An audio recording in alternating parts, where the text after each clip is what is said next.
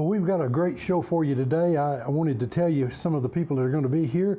We've got the Attorney General for our area is Jason Lawson. He's going to be speaking to us. Mayor Jeff Mason is going to update us on what's going on in the county. Mr. Michael Myers is the director of the Manual House, and he's going to tell us what's going on there.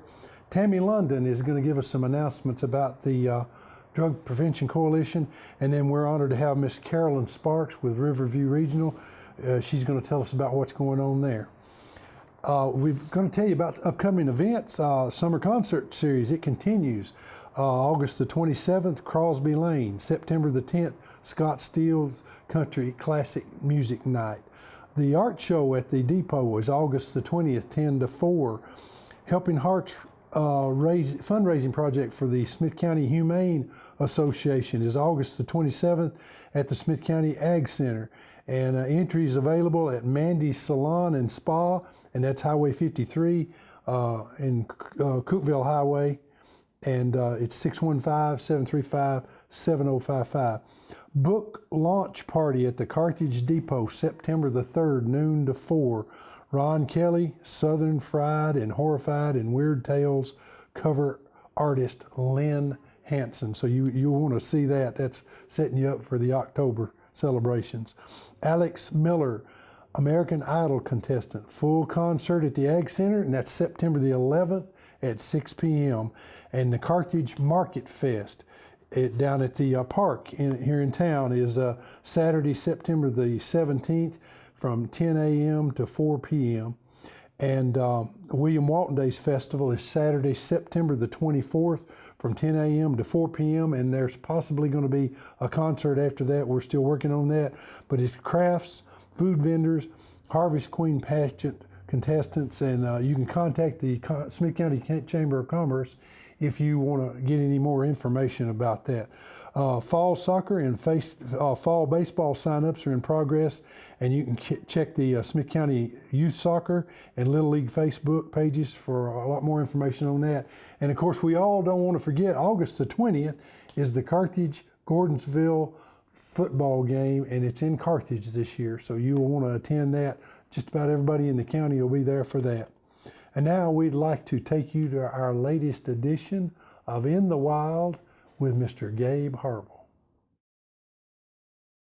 Hello everybody, it's Gabe Harville with another episode of In the Wild. I'm here in Destin, Florida, beside Four Prong Lake, and I hope to see some wildlife while we're down here this week. This lake has an abundance of turtles. These turtles here are red-eared sliders, and I've also seen some soft-shell turtles in there as well. Lots of biodiversity is in this lake, as you can see from this mat of water vegetation, and that is really the basis of the food chain. It allows all animals to have habitat, food, and, of course, water. This great blue heron is a very common sight in the harbor of Destin. It's sitting up on a post looking for fish that anglers will bring in from their deep sea voyages. And these are the fish that the anglers will bring in. This can be anything from mahi-mahi to grouper, red snapper, or wahoo. This is a picture of a green anole. They are very common in this part of Florida. You can see them scurrying along on the sidewalks and climbing up the palm trees. As you can see here, this man on the airboat is spraying herbicide to control all of the aquatic vegetation in the water. You can see in the background how it has formed one solid mat on the surface, and the herbicide is controlling that vegetation. Flying over the lake is a breeding pair of osprey searching for fish at the surface of the water. They're beautiful, majestic birds of prey. Overall, I found that Florida has very diverse animal and plant species, and I'm looking forward to seeing what next year holds. I hope you've enjoyed this montage of Florida's animals, and I hope to see you next time in the wild with Gabe Harville.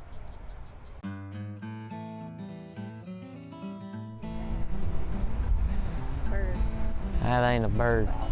It's a frog. Oh, we're back. I hope you've enjoyed this montage of Florida's animals, and I hope to see you in the wild. See you next time in the wild with Gabe Harville. That's the first time I've ever felt like Marty Stauffer in my life.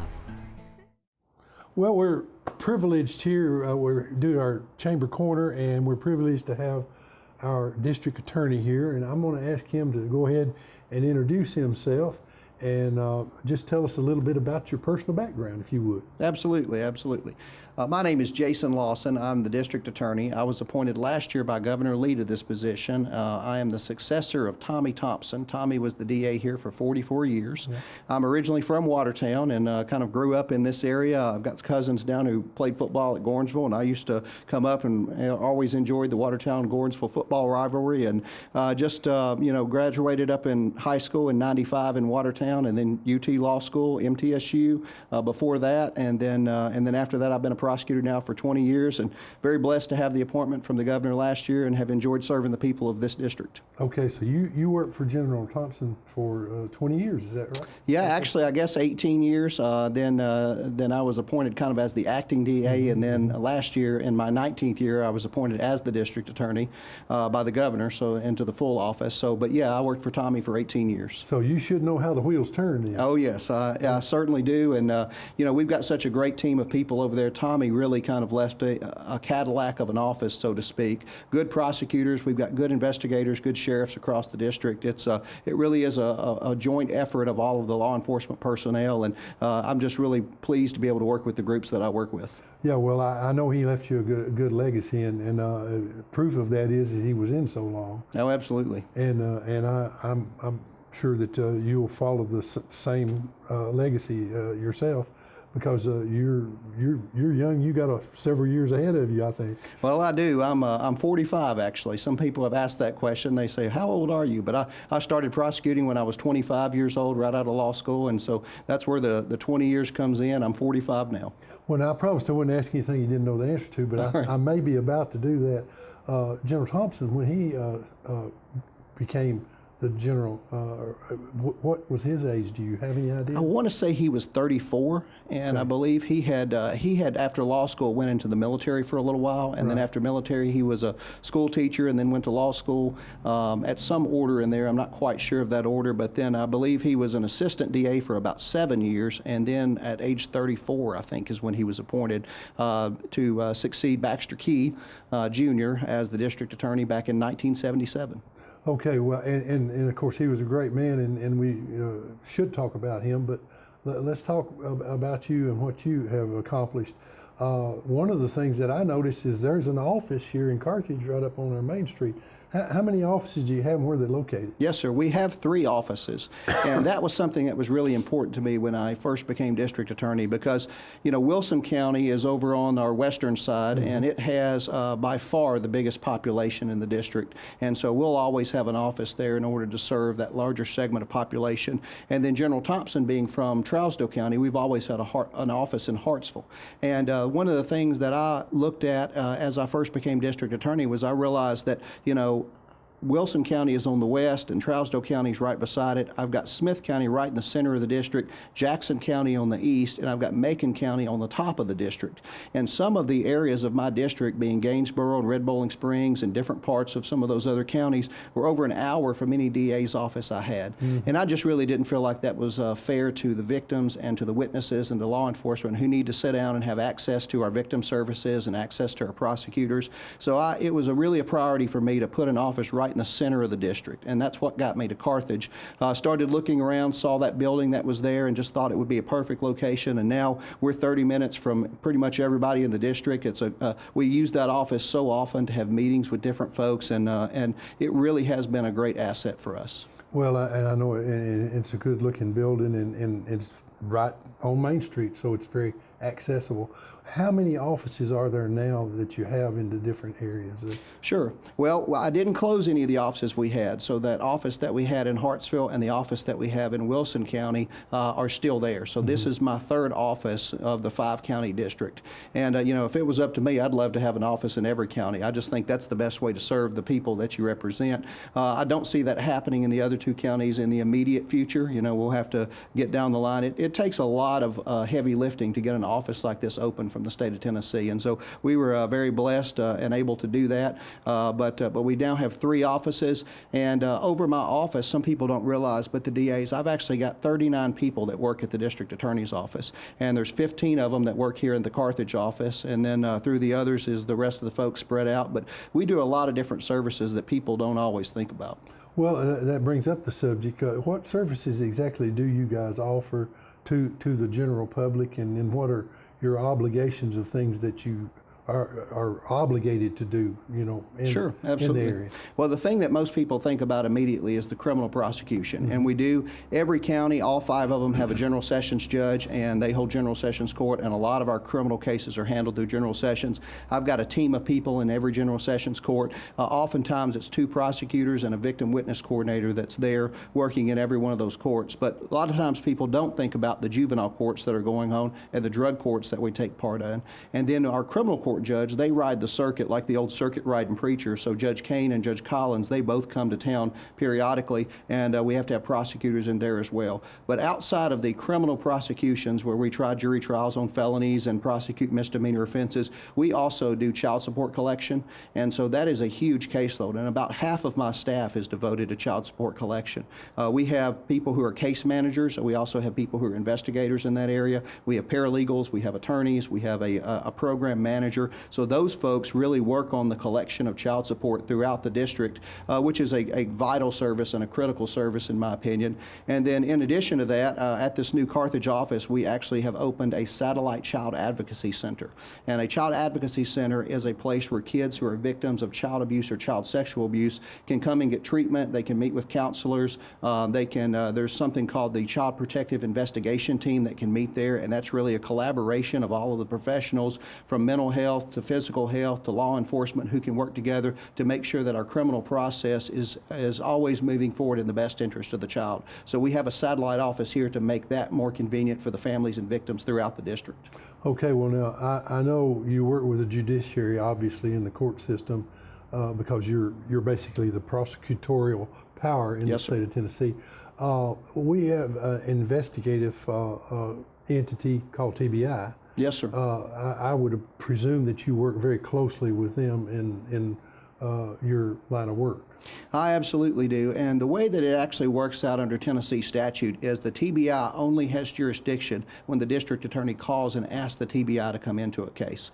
So if a major crime happens here in Smith County, by default, it would go to the city police department or the county sheriff's department if it was outside of there. I always have a close working relationships with the heads of those departments, and I have conversations with them, and I ask them, is this a case where you would like the Tennessee Bureau of Investigation to come in and to assist or to take over the investigation, or and there's just so many more resources that the TBI has, and just a wider span and a network of agents, the relationships that they have with people in other states in similar positions. There's a lot of benefit to bringing in the TBI when appropriate.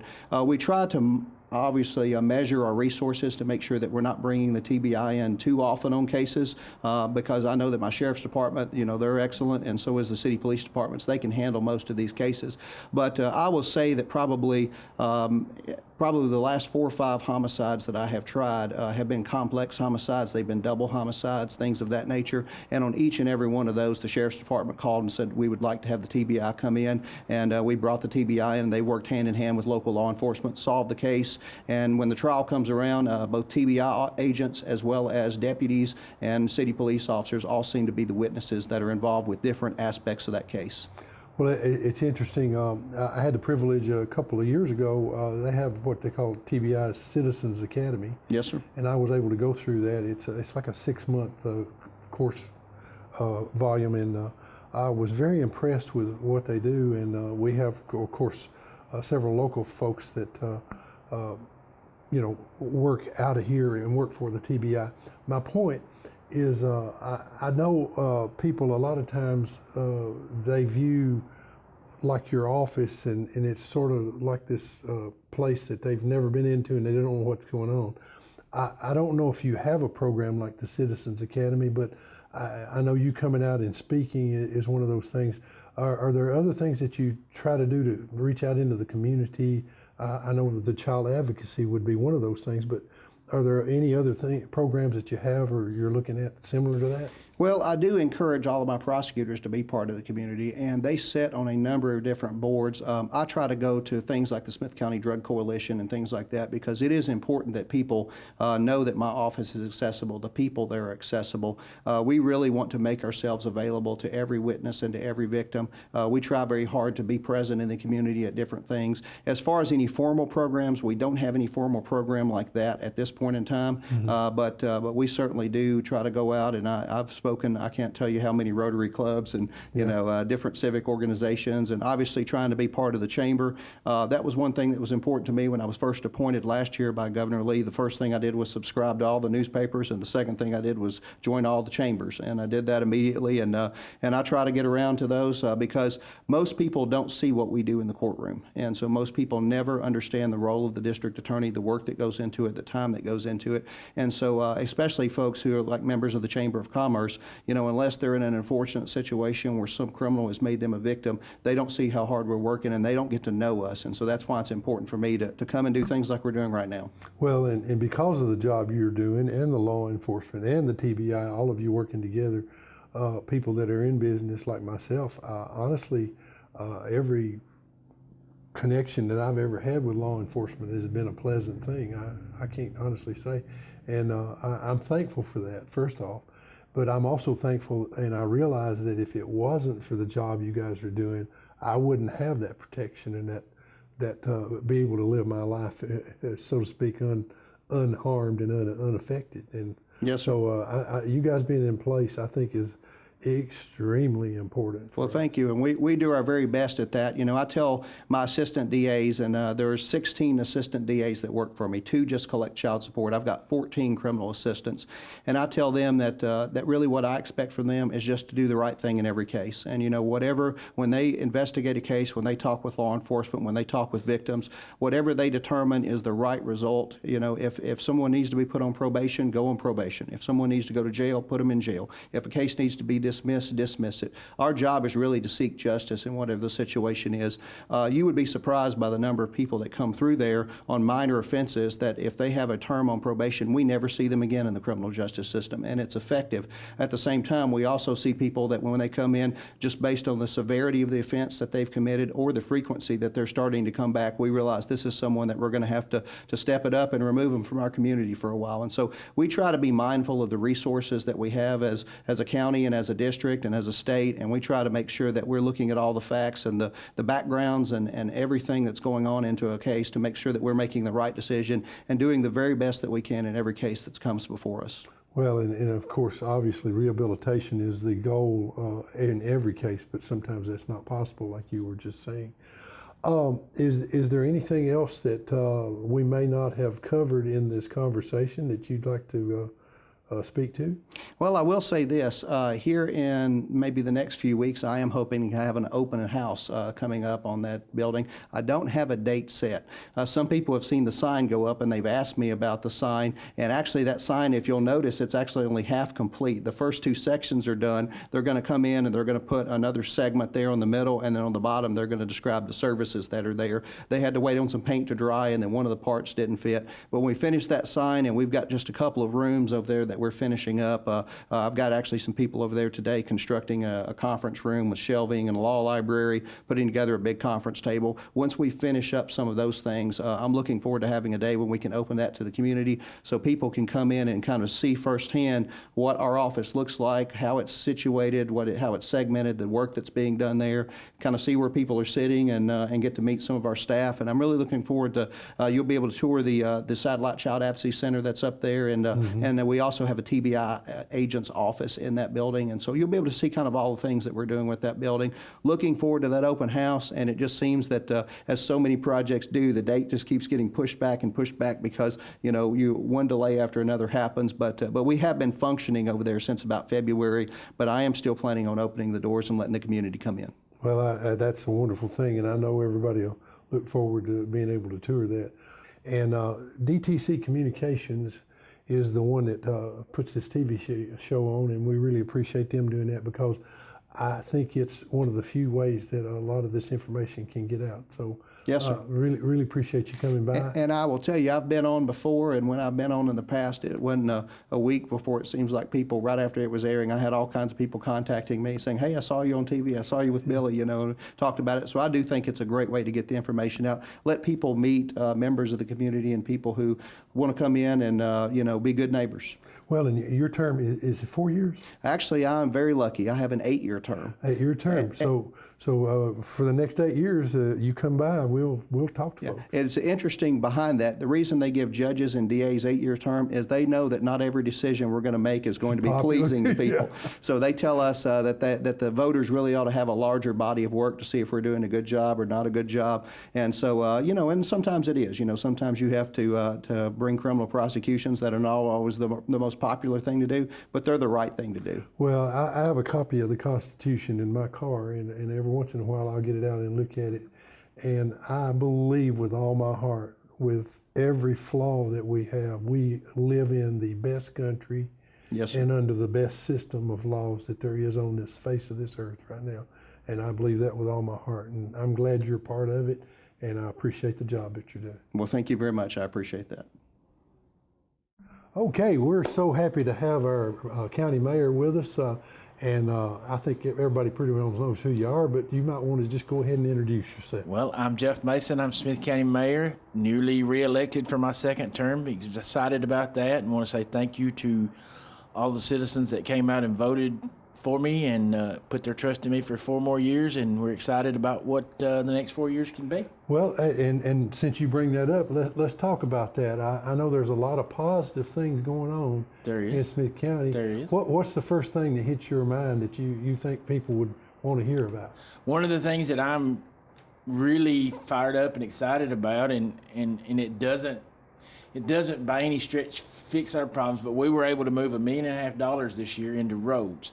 So Mr. Barrett, who was recently elected last Thursday as well, he's going to have an opportunity to go and make a showing with some money on roads. So that's one of the main things that that we hear from people all the time is our roads and how our infrastructure. We need to look at that. So that's one, being able to take some of our federal dollars and move that over to get that one-time help. And then, we're also trying to kind of move some more monies where we'll have another $1 million for next year. And, that's $2.5 million over a 2-year process to get the roads done. By no stretch does that fix everything, because as I was talking to a gentleman the other day, our last estimate of what it would take to fix every road in the county is about $30 to $40 million. So it's not cheap, especially with oil prices the way they are. Right. What we budgeted last year, now maybe we can do two-thirds of what we said we could do 2 years ago, because of the way oil and rock prices have changed. So, but I'm excited about that, and that's something that I think that's good. Well, it obviously, and that's the one thing people see. They drive on them absolutely, usually every day. So yes, that's going to be a really good you're on thing. a county road at some point in time. So that's something that we're pretty excited about. Well, and Mickey, of course, newly elected, and I know he's excited about working on the roads and everything. Yes. I've talked to him, had a few conversations, and yes, I know he's looking forward to doing that. Now, you've got some other things going on in the county. I know our budget passed, and we're actually doing pretty good on our debt service. We are. We've got our debt service down to just one bond issue, and it should be paid off within 10 or 12 years. And I think that was a combination of what was left at the jail and some other projects. And we've not increased that debt since I've been in office. And I believe that debt's a tool, and you try to use it where you can. But it should be for major projects, and of course, mean, you could sit here all day and list the major projects that we need to do, but it comes down to what we always talk about is needs versus wants, and we're trying to take care of the needs, and the wants will come somewhere down the road. Yeah. Well, and having a balanced budget is of course required by the state. Absolutely, yes. And of course the state of Tennessee is required to have one as well. Yeah, and I was talking to a gentleman earlier today, and we were talking about the federal government, and I said, yeah, they can print money. We don't get to do that. Yeah, we don't have that capability. No. But with our budget balanced and everything in the situation it is now, when we look forward, we should be able to pick up some of those larger projects as they come to us. Yes. And I you said we could name a lot of major projects, but I don't know of anything that's really crying right now. Well, we're no. We're in pretty good shape. No. As far as immediate need, our number one immediate need is our roads. We're, as far as that's probably the number one thing we've got needed to take care of.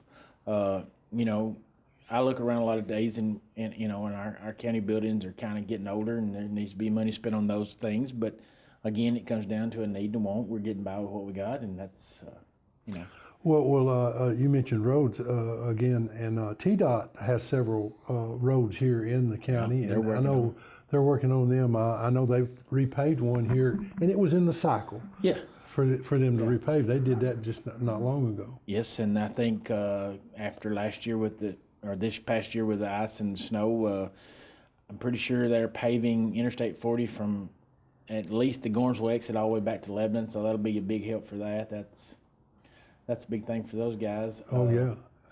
Well, they bringing up TDOT and the bluff is a major thing that concerns us. And you were part of a meeting we had with Senator Bailey here a while back and some TDOT reps, and we've kind of went back and looked at some different options. We got, they're looking at a road under the bridge again.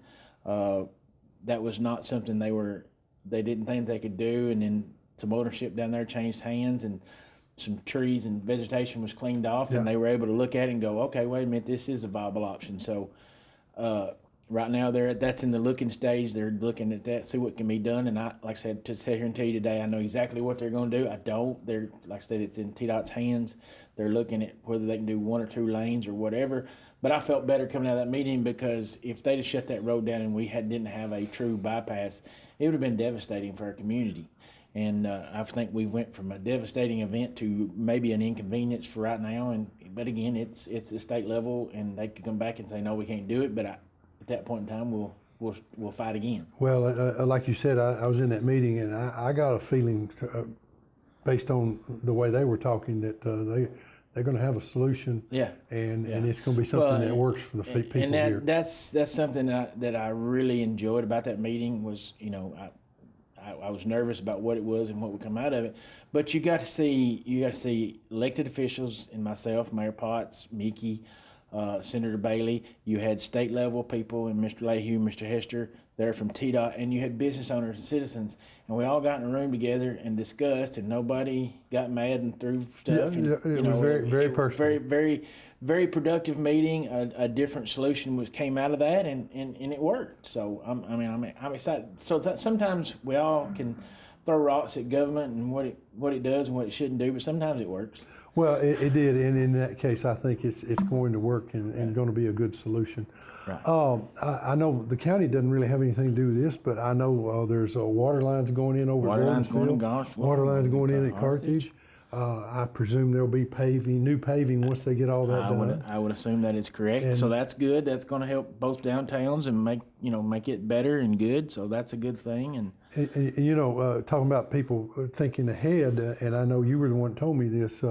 They planned and they did the part in front of the school first because school was started out back last week. We've got some sharp people around here that think ahead and try to make things right. And you have to. Did the same thing up here, You have to. You have to look at, that's something that we try to look at is with every decision that myself or our teams make is, okay, what does it do today and what's the best decision for a year from now, 5 years from now? Does this make sense? What impacts is it going to have in everybody's day-to-day life? And is it going to be a betterment, or is it something that we just have to, for lack of a better term, bow up and take for a little while and get through it? Or, is it something that's truly going to be better? And that's That's our jobs. That's what we're supposed to do. Okay, now one thing that was instituted since you've came into office, we have a county website. We do.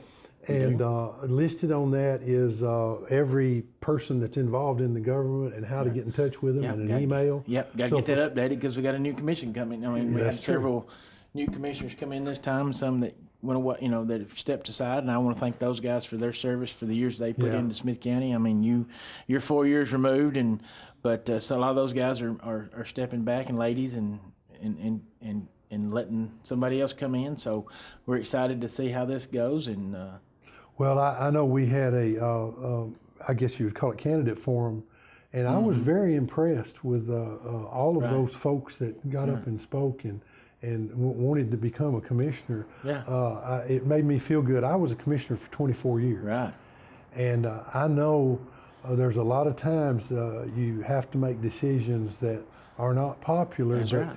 Sometimes you don't have any choice in the matter. That's true. And I feel like that this crop of people that are coming up, I believe they've got the county's best interests at heart. And I think so. I felt good about what I heard that day. I think so. And it's one of those situations where you don't know till you get there, and you may have these ideas of what you're going to change the world, and then when you get there, you go, oh, yeah, you can't do that. Yeah, so, I understand why that goes that way. Yeah, exactly. I mean, I've learned a lot in 4 years about, I've learned that common sense is not a really common in the government. That's okay, but you figure out what you can do, what you can't do, and you do the best you can with what you can. So. Well, and I feel like we've got a good, stable situation around here. I do too. In your offices up there, a person can come to the Turner Building and basically conduct any business that they need to conduct with the county. Get your tags renewed, get a title search, you can get your marriage license, business license there.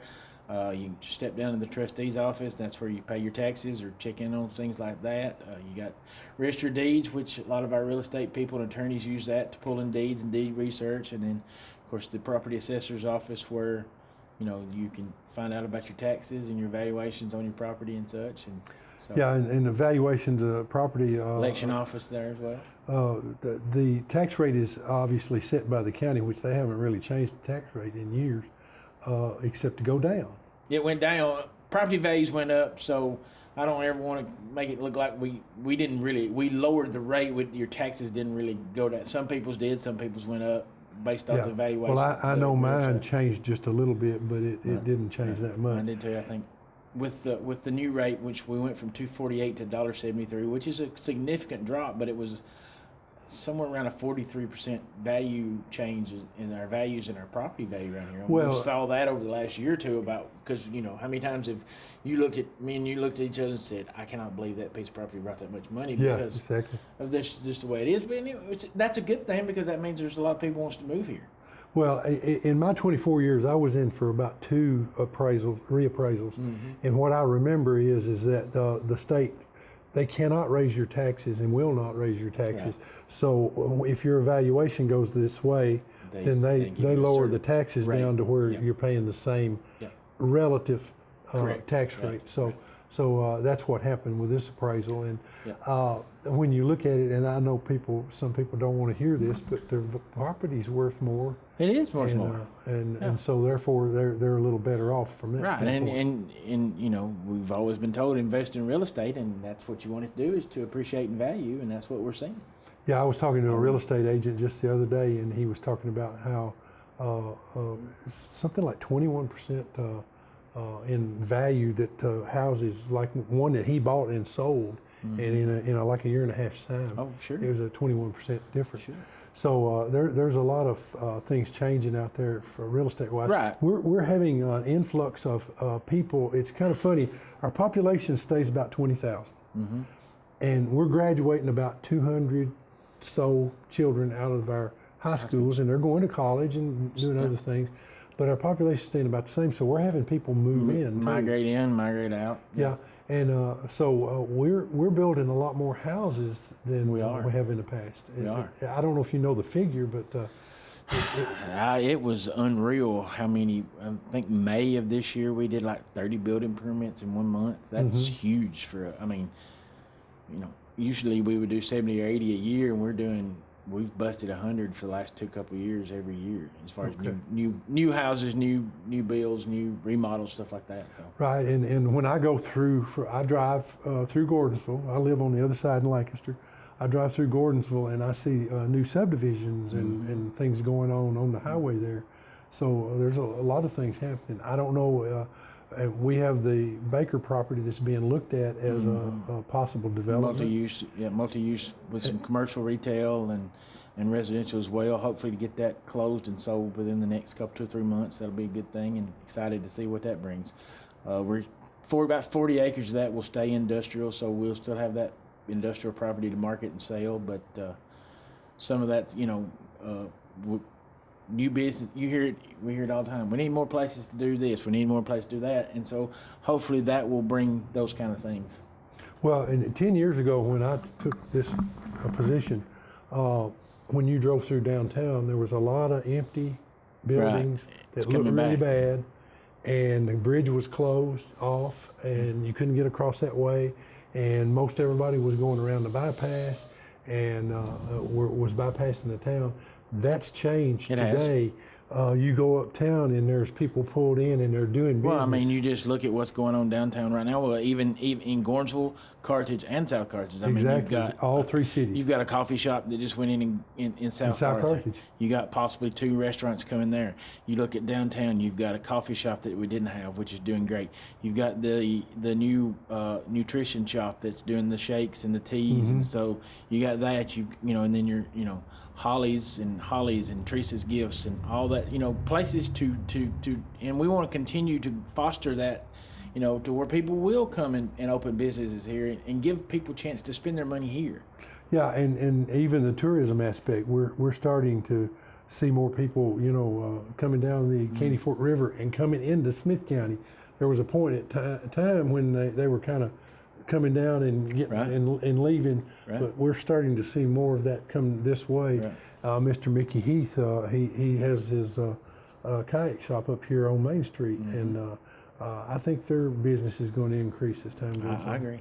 I agree.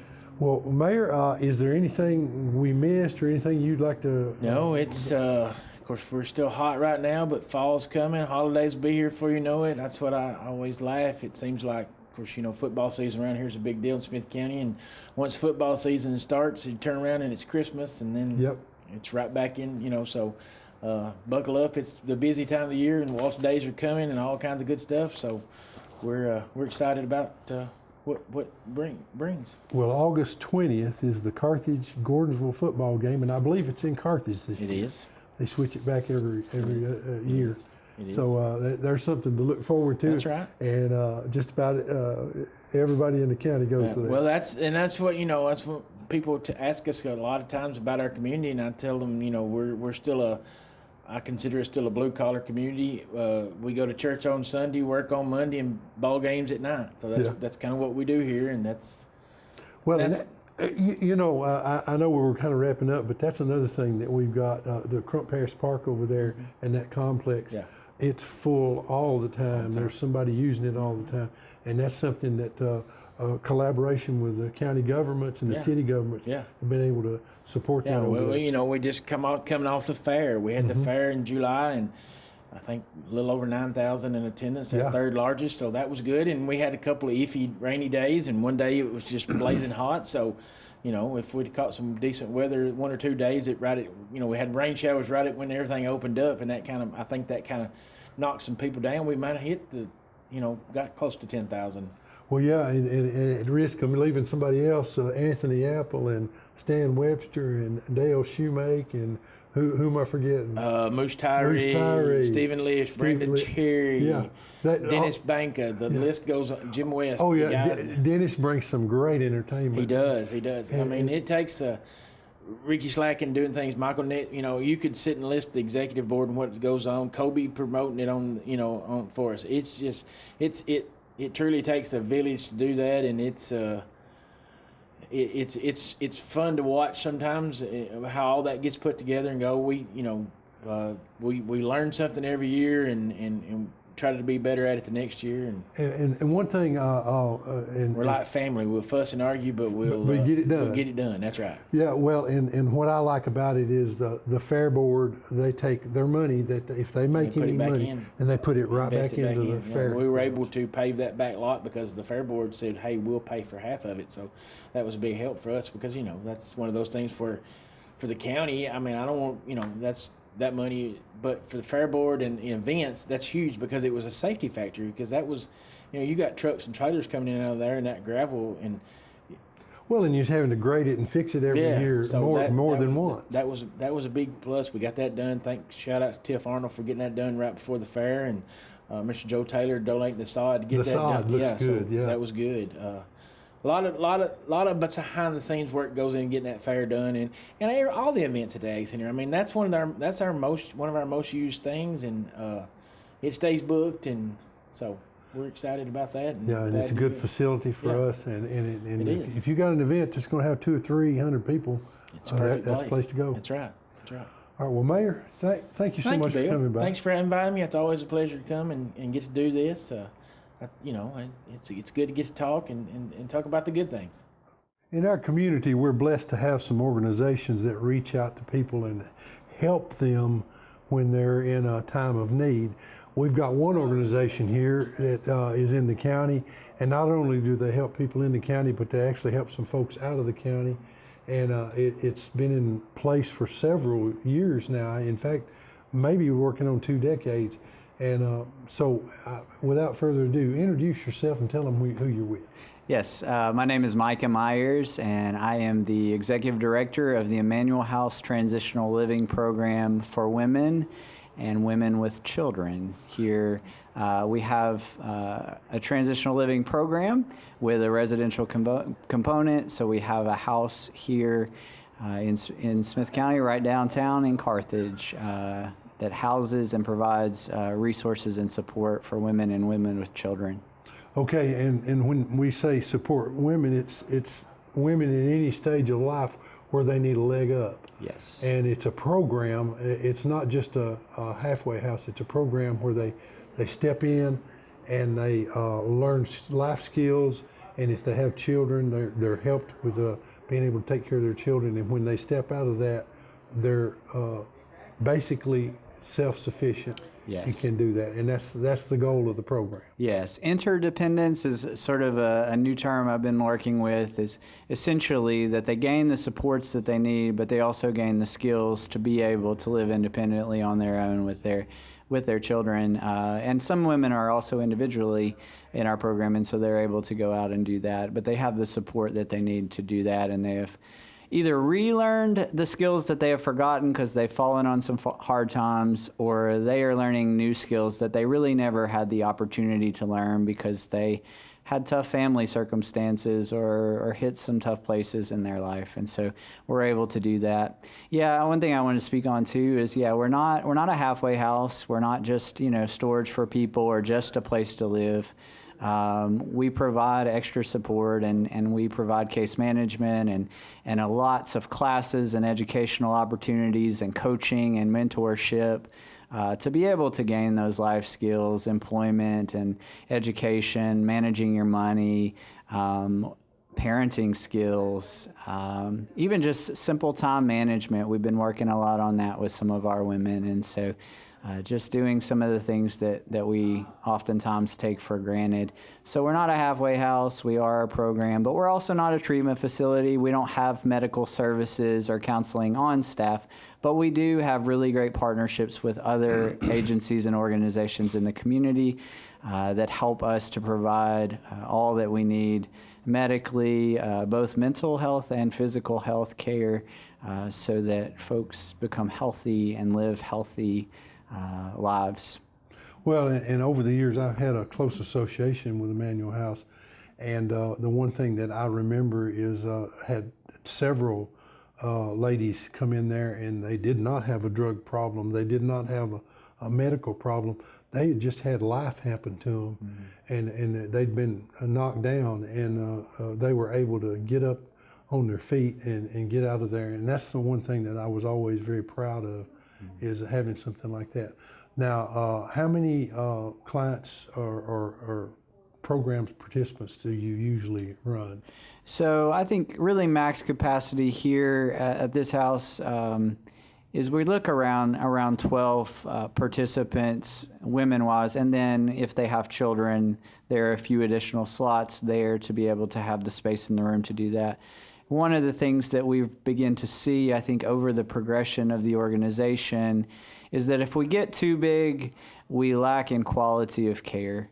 And so as we begin to see that, we're looking at, manageable caseloads, manageable group of people to be able to provide the highest level and quality of care. And so, yeah, here at the house, we range around 12 folks is good.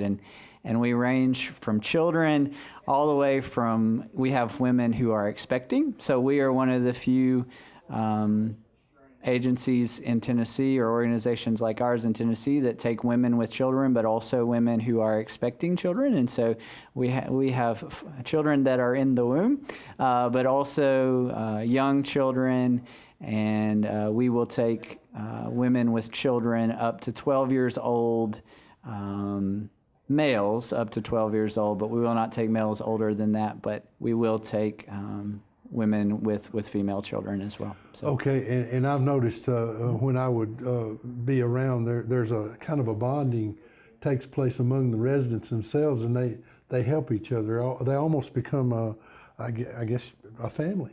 Absolutely. And they seem to help each other, and the ones that are later in the program help the ones that are starting in the program. I think it's wonderful. I guess we need to tell people how to get in touch with you if they have questions about Emmanuel House or web page or phone number or whatever you have. Yes. So probably the best way to get in touch with us right now, I know a lot of people are on social media, and so Facebook is a good place to get in touch with us. On Facebook, our name is the Emmanuel House Smith County. We just changed the name there, Emmanuel House-Smith County, and you can get in touch with us there. And if you look that up, you search it, and you find a little circle with a hand underneath it, and a house and a heart in the middle. That is how you can reach us. You can also reach me at director@theemmanuelhouse.org. That's my email. And you can also contact the director's phone at 931-704-7032. And that's a good way to get in touch with us. Well, Micah, thank you very much for coming by.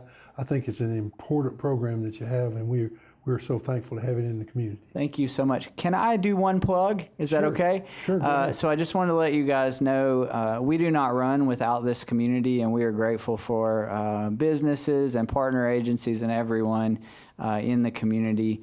One thing I wanted to let everyone know of is that August 26th, that is a Friday, we will be having a partner luncheon from 11:30 a.m. to 1 p.m. We've done some invites to some local businesses, but if you're interested in doing that individually, or you are a business or an organization in the community who would like to attend that luncheon, I think it would be great to come and do so.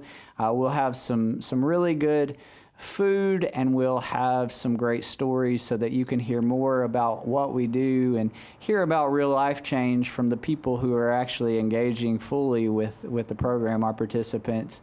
And so if you are interested in that, you can get in touch with some folks at the Methodist Church. They're selling tickets to that. Or you can contact me in one of the ways that I've already given you as well. So I just wanted to let everybody know in the community of that's coming up. We're really excited about it. Well, thank you, and we appreciate you letting us know that. I'm sure there's going to be people who want to participate. Great. Mike, thanks for coming by. Thanks so much. We are so blessed to have wonderful people in our community and wonderful organizations. And one of those organizations is Riverview Regional Hospital, and one of those people is this lady that's going to introduce herself, Miss Carolyn. Absolutely. I'm Carolyn Sparks. I'm the Chief Executive Officer at Riverview Regional Medical Center and Charlesdale Medical Center in Carthage here. So I am coming up right on a year of being here, and it's been just a wonderful year. So thanks for having us, Bill. Well, we're glad you guys are in the community. So many communities are losing their community hospitals, and we have been blessed enough to have a good, strong hospital here and be able to keep you guys. And we just had leadership, and we went up there, and your staff went around and talked to the leadership group. It is, and we can't get into all of the things that you guys do on this interview, but it is amazing the capabilities that you guys have up there. I'm very impressed. Absolutely. I mean, I think that's one of the beauties of our hospital is we are able to provide so many services really close to home for folks. You don't have to leave the community for those services. Of course, we have an emergency room. We have our surgery center, which can do same-day surgeries. They can do orthopedic surgeries. And even this year, we have been able to have a GYN surgeon join our team. So we're able to offer GYN services at the hospital. And then we also have our women's services, which we have 2 FPOBs who can deliver babies, Dr. Rutherford and Dr. Burgess, and they do a great job with our OB services. And then we have our renewal center, which is our 10-bed Jerry Psych unit. And then we have our med-surg and inpatient floor, which takes care of any medical patient, swing bed services. If people need services close to home for, after you've had a surgery in another facility, if you need to come back closer to home for swing bed services, we can do that locally. And I'm making my way around the hospital. We've got lab and a great respiratory team, and we're looking forward, hopefully, to add some additional services to respiratory in the coming months. And then we have a great imaging team, and we just have a lot of excellent services that we're able to offer at the hospital. And so we're really fortunate to have this so close to home for everybody. Well, and if to use a football analogy, you've got a lot of depth in your team, too. You've got people that are really experienced and know what they're doing. I was very impressed with the ER, with the folks that you have in there, and then the facility itself. It's wonderful to have that here locally, and like I say, many places don't have what we have. That's exactly right. And, we have emergency room trained physicians in the hospital 24/7 that are able to respond in an event of an emergency. And if it's something that we can't take care of at the hospital, we have our helipad that we're able to transport patients relatively quickly, and a good relationship with our local EMS services as well to get patients out of the facility if they need a higher level care than we're able to provide. So having those partnerships in the community is really important as well. So the whole infrastructure is great in Carthage. Yeah. Well, I would agree, and you use a lot of local folks from the surrounding area, and actually in Smith County, that are staff in the hospital, and many of them been there for many years. Yes, that is right. When you look at the years of service of our team, it's quite impressive. Many of them, this is the first job where they have worked, and they have grown through their careers, and they're at the hospital still 40 years later, which is pretty impressive to have those local team members there. We pay taxes in the community, and we have a pretty healthy payroll that we provide for our local community as far as an economic driver as well. Okay, now you're a member of, is it High Point or? Yes, High Point. So High Point Health System is also Sumner Regional Medical Center, which is located in Gallatin, Tennessee, and then Trousdale Medical Center, and then Riverview Regional Medical Center. So the 3 of us are the High Point Health System. Okay, and so you have capabilities there. If something, they don't have it at Trousdale, you might have it here. If you don't have it here, you might have it there. That's so right. You actually have a depth to your capabilities, even more so than what you have here locally. That's right. And we're able to use a lot of those providers, even if they're not on site every day in the Carthage area.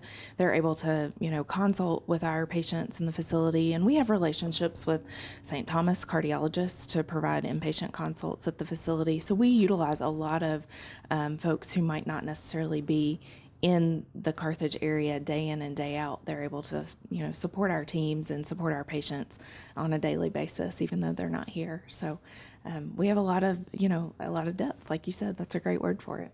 Well, I notice other facilities that I go to in the medical, you're still following some of the COVID protocols, and that's still in place at the hospital. So that brings up the really deep question that everybody wants to know the answer to. Is the cafeteria open to the public? Everybody wants to know that question. Here's what I will tell you is that our cafeteria is open for patients and visitors and family members of our patients right now. So we hope to soon be able to open back up to the public. We are hiring in our dietary department. So shameless plug, if anybody is interested in employment, we would love to have you join our team and we would be able to open to the public. So we really hope to have that open to the public soon. But for patients, visitors, and family members, we are open. Yeah, for years I'd come up there and eat breakfast every so often, and then I would eat lunch every so often. And when COVID came along, I really missed that. And I know I'm not the only one. You were not. A lot of folks ate at your cafeteria. Yes, we hope to be able to get that open soon. Okay, well, we're all looking forward to that. Yes. Yeah. I guess, is there anything that may not have asked or we may have missed that you'd like to mention? Well, we'd love to invite everybody to our ribbon cutting that we are having with the Chamber on August 11th at 11:30, and we're going to start at what we call our specialty building, which is our building number 3 in front of the hospital, and we're going to welcome Blake Luna, who is a physician assistant who joined us in April as part of Dr. Terry's High Point Ortho business. So he is in our community 5 days a week, and we're really excited to be able to have those, same day appointments for folks. Say you've just got a shoulder that's been bugging you, you can get in. If somebody falls on the jungle gym at recess, they're able to get in, same day, next day type appointments with Blake. So we're going to have our ribbon cutting with Blake, and then we'll be moving to Carthage Gynecology Associates, which is in our building right in the middle, building number 2, to welcome Dr. Pippin, who is our new GYN surgeon who joined us recently. So we're really excited for both of those, and we'd welcome anybody in the community to join that as well, Bill. Okay. Well, I thank you very much for coming by. And as always, we appreciate you guys being in the community, and anything that you need that we can help with, please don't hesitate to ask. We won't hesitate to reach out. And I just want to, recognize all of our team members at the facility who work really hard every single day to, make sure we're providing really high quality care. And I want to say thank you to them because they're doing all the hard work. So great. Well, shout out leadership, to them. when we were going around the room there, very impressive folks, to say the least. They're awesome. Thank you for having us. Yes, absolutely. Well, we're glad to have Miss Tammy with us. Tammy, introduce yourself. Tell them who you're with. I'm Tammy London. I am the Executive Director at the Smith County Drug Prevention Coalition. Okay, now you guys got some things going on down there. I think you've got a couple of events. Is that right? We do. I just wanted to let everybody know that this August 31st is International Overdose Awareness Day.